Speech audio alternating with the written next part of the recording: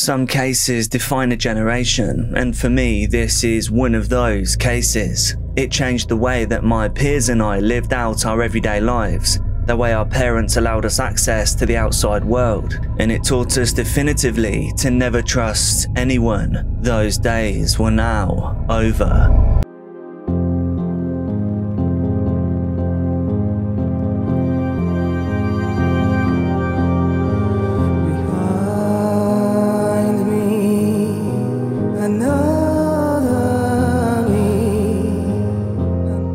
Viewer discretion is advised for this educational documentary. Welcome back to Case Documentaries. I bring you true crime, disturbing stories, and other things that you may later regret knowing with regular uploads every week. Please do join the quickly growing Dark Case family by hitting subscribe now and turning on notifications. Thank you so much to all of my patrons. If your name is on screen right now, then you're a legend. Let's get straight into today's Dark Case. Our love and respect goes out to all those affected. Holly Wells and Jessica Chapman were two close friends, born nearly a month apart from each other in 1991. Jessica was born on September the 1st, whilst Holly was born on October the 4th. They attended St Andrew's Primary School in Soham, Cambridgeshire. Jessica lived with her mother and father, Sharon and Leslie Chapman, along with her sisters Rebecca and Alison. She was known as the more free-spirited of the pair. She was outgoing, nice and unafraid to kick off a fuss when needed. Holly was seen as the sweet and shy one. She lived with her parents Kevin and Nicola Wells, and her 12-year-old brother, Oliver. After the end of the school term, Jessica went to Menorca for a vacation with her family, and upon their return, she visited Holly's house, gifting her a necklace that she'd bought on a trip. In 2002, the United Kingdom was a vibrant canvas of celebration and reflection. The nation was alive with the spirit of the Golden Jubilee, marking Queen Elizabeth II's 50 years on the throne. It was a moment that kind of transcended time, linking past and present, and it suggested towards a future in a shared national identity. That same year, Manchester became the heartbeat of the Commonwealth Games, drawing athletes and spectators from around the globe. The city's streets, arenas and public spaces vibrated with the energy of competition and camaraderie, showcasing Britain's proud tradition of sportsmanship and unity. But 2002 was not without its solemn moments. A nation that celebrated together now also mourned together. On Sunday the 4th of August, Holly and Jessica's families were having a barbecue together. The girls spent their afternoon catching up and playing with the family computer. Holly was wearing a David Beckham Manchester United t-shirt, and Jessica liked it very much. She borrowed brother Oliver's shirt, so that the two were wearing matching clothes. Mother Nicola Wells thought that the girls looked cute, so she took a picture, and that's what you're seeing right now. And shortly after this, the girls headed out of the house at around 5 PM. Soham is a cosy little market town in Cambridgeshire with a rich history. The last time that anything notably bad happened in Soham was in 1944, during World War II. Everybody knew everybody in Soham, at least in 2002, and that was why nobody saw what was coming next. After leaving the Wells residence, Jessica and Holly walked to the local leisure centre, and there they bought some sweets. On their way back, they walked by the home of the Soham College caretaker, Ian Huntley. He was outside of his home washing his dog when the two girls saw him. Ian Huntley claimed that his girlfriend, Maxine Carr, was at home at this time too. Maxine was a teaching assistant, but she had been recently dismissed from St Andrew's, the school that both girls attended. Holly in particular had an affinity with Maxine. She even made her a card as a going-away present. Holly and Jessica's parents awaited their return. Hours after the children disappeared, their parents and the immediate family members who were at the barbecue started searching for the girls. After several hours of no success, they contacted the police later that evening, and it was then that the town-wide search officially began. Police started by collecting information and pictures of the girls. They were told what the girls were wearing, what their hair was currently like, and then they moved to canvassing the local neighbourhood for reported sightings. Their search began with the local area and included the local school and college. People from the neighbourhood came out to help them search. At around 11 PM, they ran into caretaker Ian Huntley. He said that he hadn't seen the girls. The police had sniffer dogs searching the grounds. They came to an abrupt stop at a part of the college chained and locked up. It was called the Hangar, and Ian claimed that he didn't have a key for it, so the police were forced to move on. The days following were frantic and fraught with worry. The Wells and Chapman families took to the media to ask for help, and the story received national and eventually worldwide coverage. By the third day, most of the town was volunteering to help with the search, and over 100 policemen had joined in the investigation. A reward of over £100,000 was offered by the police. This led to a cascade of desperate call-ins in an attempt to claim the reward money. Arguably, this did more harm than good, muddying the waters in an already confusing case. After 1 week of no concrete leads, the police declared the disappearance of Holly and Jessica officially an abduction. They expanded the number of search officers from 100 to 450. The search radius also expanded to cover 10 miles outside of Soham.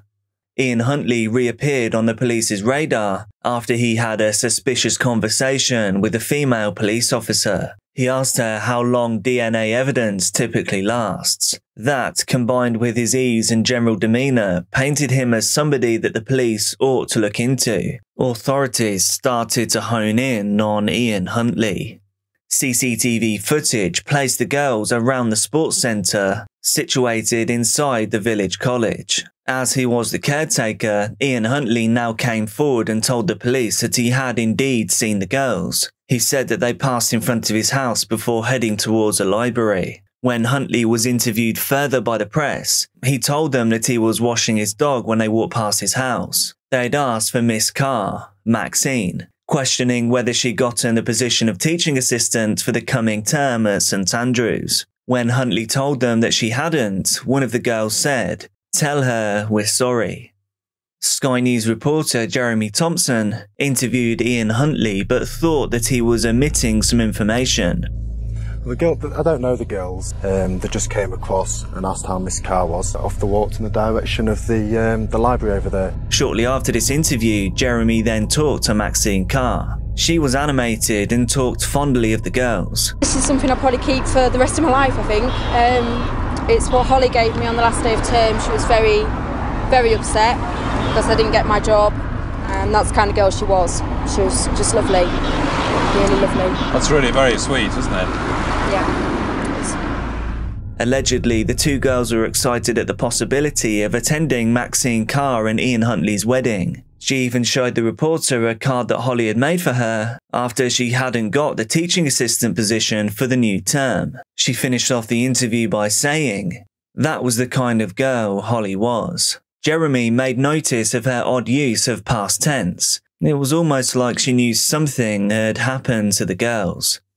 By the second week of the disappearance, a new lead investigator was brought in, and he took a special interest in Huntley and Carr. They were the last people to see the girls, and their behaviour was becoming suspect. Ian Huntley and Maxine Carr were brought in for interrogation on August 16th, 2002. These interviews lasted for 7 hours, during which they exhibited behaviour that the police found suspicious. When asked to describe Jessica specifically, Huntley seemed to freeze up for half a minute before he declined to answer further. I remember looking at the Man United tops, thinking good taste. I'd say blonde hair,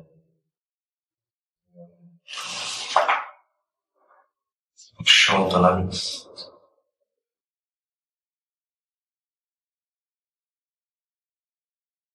very slim.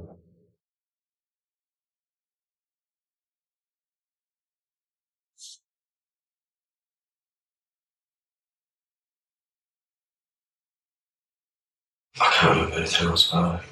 Any of this, Ian, was there any occasion that you actually came into contact, physical contact, with the girls? Physical contact? Mm. I've asked him 18 times what they said. Did they actually ask for me? Which direction did they come in? Yeah. Did they say where they were going? Did they say anything about barbecue? I mean, I've made him feel like a suspect in his own right, really.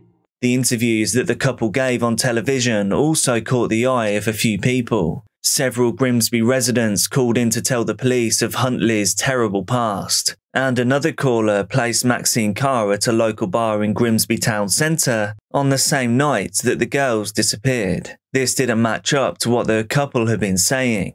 This meant that Huntley's alibi was shattered, and now the police could raid his home, a home which they found had recently been meticulously cleaned. However, in the hangar that Huntley claimed that he had no access to, the police found torn and burnt up remains of 2 Manchester United jerseys, the very same shirts that the girls were last seen wearing. They had now been hidden in a bin. Ian Huntley's fingerprints were also on that bin.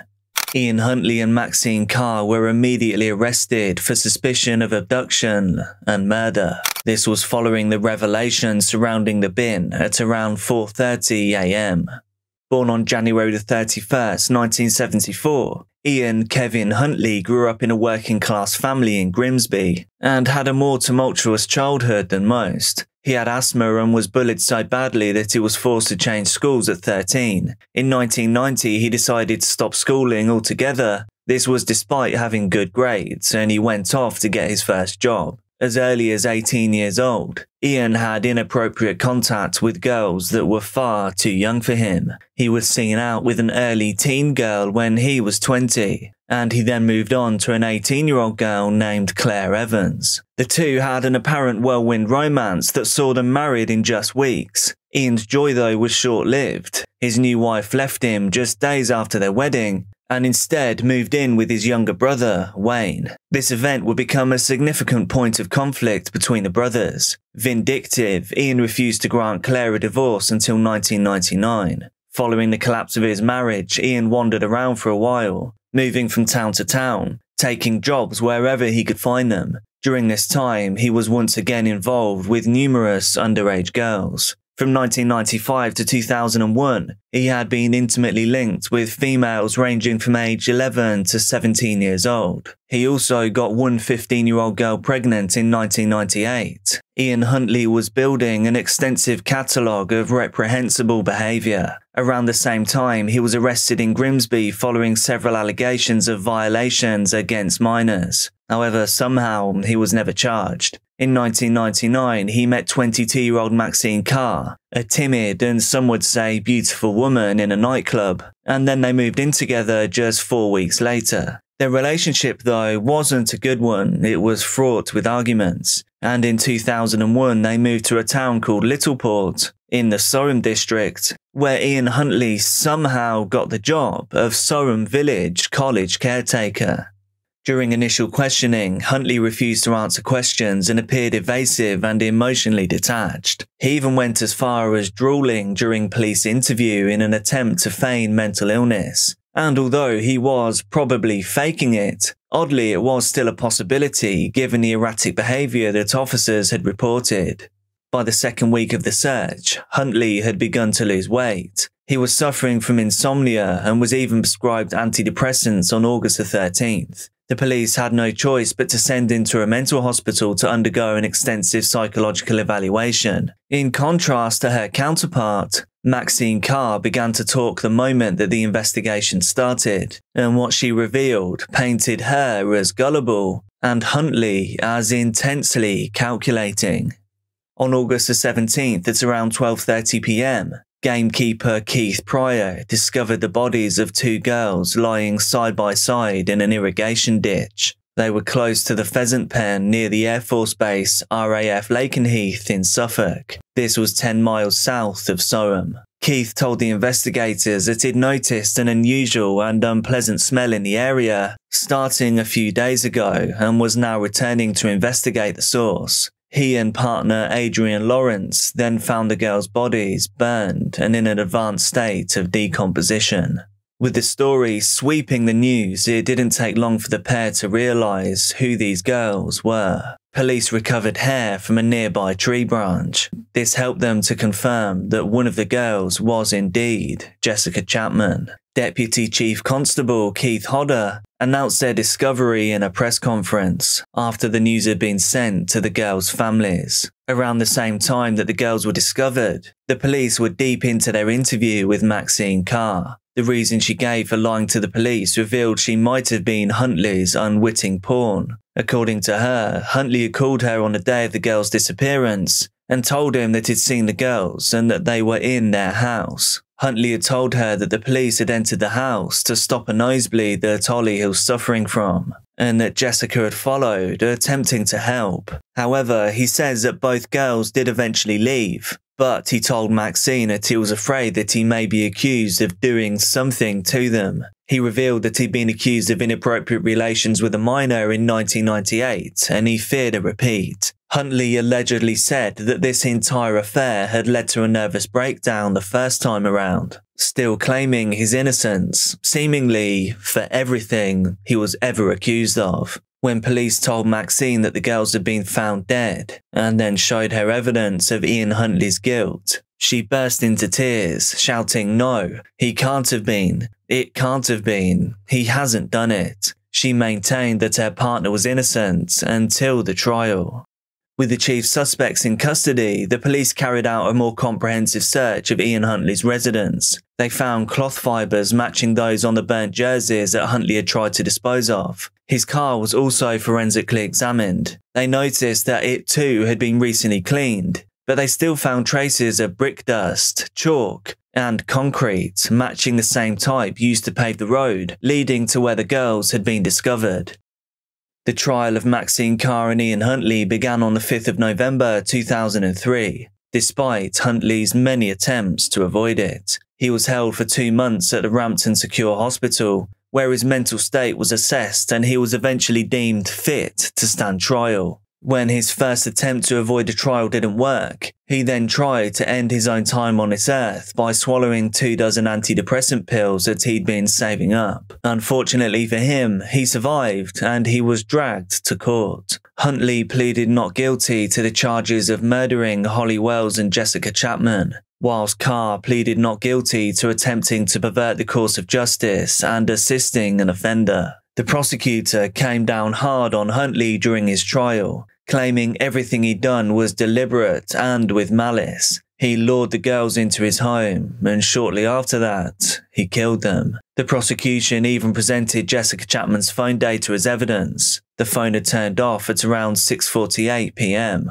a time that would match up to shortly after the girls would arrive at Huntley's residence. As for motive, the prosecution declared Huntley a pervert, drawing from his history of crimes against minors. They suggested that Huntley may have violated the pair before their end. Prosecution had tried gathering evidence to this effect, however, they were unable to do so. When he was put on the stand, Huntley changed his story quickly. He claimed that both girls had indeed entered his home, and he was sticking with the story that Holly was suffering from a nosebleed. But now he said that both girls' deaths were simply an accident. He suggested that he'd accidentally bumped into Holly. This had caused her to fall, hitting her head on the tub, falling unconscious, and it was then that she apparently drowned in the shallow bathtub. As for Jessica, he says he accidentally strangled her when all he was trying to do was to keep her quiet. He claims that Jessica had immediately blamed him for Holly's death and that she was trying to raise an alarm.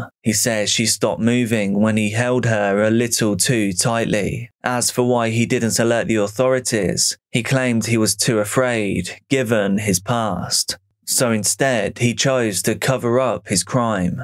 When it was Maxine's turn on the stand, she told the court that she had no idea of the murder, that she wasn't at home as was originally said, and was instead in Grimsby. She claimed that if she had known what was going on, she'd never have protected him. The exact details of what happened in Huntley's house are unfortunately a secret that only Ian Huntley knows. But the evidence does show that both Holly and Jessica passed away via asphyxiation shortly after entering the home. Their bodies were then burned and transported 10 miles away to the airbase, less than half an hour away from home. Maxine said she only lied to the police, only gave a false alibi to keep her boyfriend safe. When asked about why she'd helped clean the house too, she told the court that cleanliness had always been important to her. Justice Moses announced the verdict on the 17th of December 2003. Ian Huntley was found guilty on 2 counts of murder and was sentenced to life imprisonment. This verdict would eventually be overruled and changed to 40 years minimum, but it's unlikely that he'll ever be free. Maxine Carr was found guilty only of perverting the course of justice and served just 3.5 years. Moments after the court case ended, the parents of the girls spoke to the press about the situation. Leslie Chapman said, "I think he was a time bomb waiting to go off, and both of our girls are in the wrong place at the wrong time. I hope the next time we see him, it will be like we saw our daughters, and in a coffin." Maxine Carr, despite her involvement, got a chance to start over again after being released from prison in 2004, serving just half her sentence. She's currently married with children, and her husband knows of her past. Do you think the punishment fits the crime here? What do you think could be done to avoid something like this happening again? Please do let me know down in the comments. Also hit like if you appreciate what I'm doing here. Be careful out there, and I'll see you soon.